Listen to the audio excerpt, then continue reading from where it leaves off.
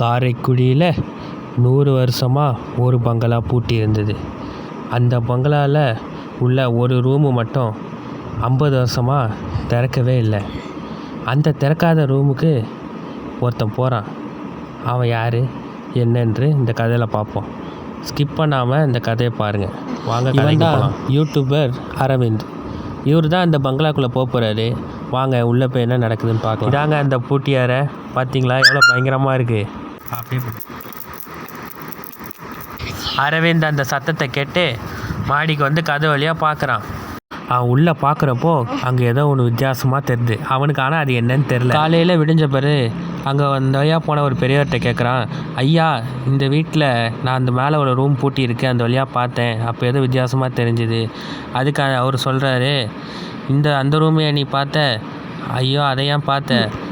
அந்த ரூமில் தான் எஜமானி அம்மா தூக்கு மாட்டி செத்துட்டாங்க. அப்போ நான் நேற்று அது பார்த்தது அந்த அம்மாவோட கண்ணு தானா? இந்த ஸ்டோரி பிடிச்சிருந்தா லைக் பண்ணுங்கள், ஷேர் பண்ணுங்கள், கமெண்ட் பண்ணுங்கள், சப்ஸ்கிரைப் பண்ணுங்கள், கூட இருக்கிற பெல் பட்டனையும் அழுத்துங்க. பாய்.